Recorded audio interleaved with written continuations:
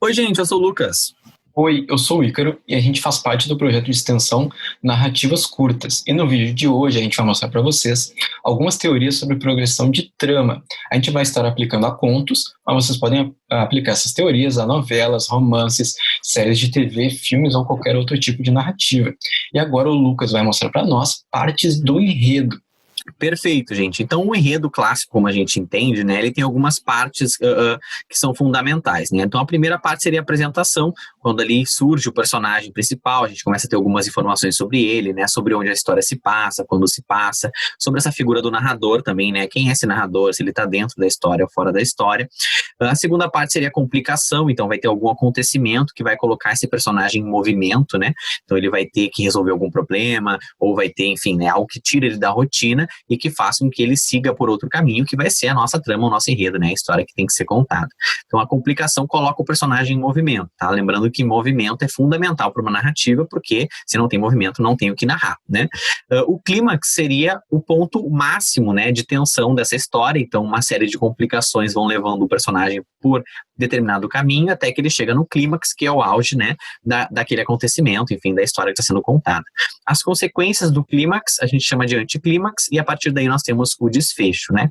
Claro, né, gente, não é obrigado a contar onde a história se passa, ou quando ela se passa já na apresentação, cada autor estabelece a ordem aí, como vai apresentar, mas é muito relevante que vocês pensem que esse é um padrão clássico, assim, né? A gente começa lendo a história, conhece um pouco os personagens, acontece alguma coisa, uma complicação, os personagens seguem um determinado caminho, num crescente de tensão até o clímax, esse clímax tem consequências, e por fim tem um desfecho que pode ser aberto, fechado, pode ser feliz ou triste. E esse esquema, né, essas partes do enredo, desculpa aí, Carol. Interromper, Lucas. Eu ia dizer que para ficar mais fácil, a gente ia mostrar para vocês um desenhozinho, que para mim é muito mais fácil entender. Sim, conforme tudo que o Lucas já falou brilhantemente. Temos a apresentação, complicação, clímax, anticlímax e resolução. Então, vai ter um começo, vai ter o movimento da narrativa, vamos ter o ponto alto da narrativa e vamos ter a consequência desse ponto alto da narrativa e uma resolução. Então, assim, esse triângulozinho eu acho muito mais fácil de entender uma vez que eu vejo ele. Mas, assim, geralmente no esquema clássico, a resolução tende a responder as perguntas feitas ao longo dessa narrativa. Então, para mim, esse é o principal ponto, assim, não sei. Perfeito, né? Uma história fechada. Vejam que a estrutura, né? A própria forma que mostra esse modelo de enredo é uma forma fechada, né? Então, um exemplo desse esquema clássico seria o Gato Preto, né? Do Edgar Allan Poe, então, que tem uma apresentação ali, esse narrador, personagem se colocando na história, trazendo algumas informações sobre a infância dele, sobre o casamento. A complicação começa, né, com o surgimento desse gato, que seria a causa dos problemas dele. Ele começa a ficar rude, começa a beber, né? Depois o clímax seria, né, já quando ele já matou o primeiro gato, né, já arrancou o olho do gato, são cenas terríveis, mas o clímax seria quando ele, ao tentar matar aí o segundo gato, ele acaba matando a esposa também, e o anticlímax, as consequências desse ato, né, então ocultar o cadáver da esposa, em simular que tá tudo tranquilo ali, e a resolução, por fim, com a chegada da polícia, né, que descobre, então, esse corpo, leva o personagem preso, então a gente entende por que ele vai morrer no dia seguinte, né, muito provavelmente condenado à morte, algo do tipo, e por que ele tá preso querendo desafogar a alma. Então, o desfecho liga as pontas, a gente entende a história toda num esquema clássico, fechadinho. Mas não é só esse tipo de esquema que nós temos, né, Ícaro? Temos um próximo esquema, que é o esquema moderno de progressão de trama. Então, no que ele é diferente e por que moderno? Bom, moderno porque ele vem sendo aplicado mais vezes do que ele era aplicado antes, enquanto o esquema clássico vem de um tempo anterior ao esquema moderno. Então, o que eu quis dizer aqui? Hoje em dia, nós temos muitas narrativas que têm esse esquema moderno, principalmente em filmes e livros atuais. Então, assim, nós vamos ter a apresentação, conforme o Lucas falou, a complicação para a narrativa entrar em movimento, vamos ter o clímax, que é o ponto alto, e de repente ele acaba, logo em seguida. Então não temos aquele esquema fechadinho. Mas isso não quer dizer que o final vai ser aberto ou fechado. Isso pode variar. Como o Ícaro falou, é muito frequente, né, nesse ramo audiovisual, assim, de narrativas audiovisuais, principalmente em séries, né, que precisam ter um encadeamento, acabam para nos prender, né, então tem séries até que começam com o clímax mostrando ali, já começa mostrando onde aquilo vai desencadear e depois volta pro início e tu quer saber como vai chegar lá. Então os autores vão mexendo com essa estrutura da trama para prender o leitor também e para cativar o leitor. Isso aí, teve séries que eu vi que estão as 7 temporadas no clímax e eu não consigo parar de ver. Imagina, Então, assim, tem séries que tem 17 temporadas, 19, tu imagina? Que loucura. Não fechamos nunca as respostas. Bom, para o exemplo do esquema moderno, nós trouxemos Venha Ver o Pôr do Sol, da Lígia Fagundes Telles, que é um conto.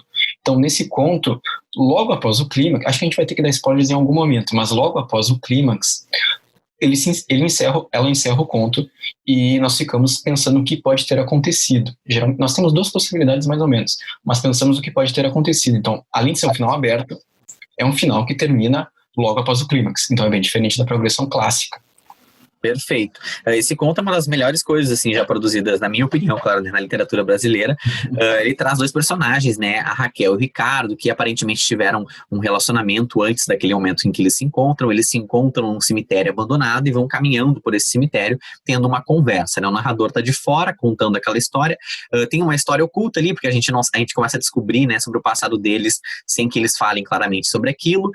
O espaço é muito importante, então é um cemitério abandonado, né? Eles vão caminhando lá para dentro, aquela conversa vai ficando cada vez mais tensa, né, complicando cada vez mais, enfim, num crescente de tensão.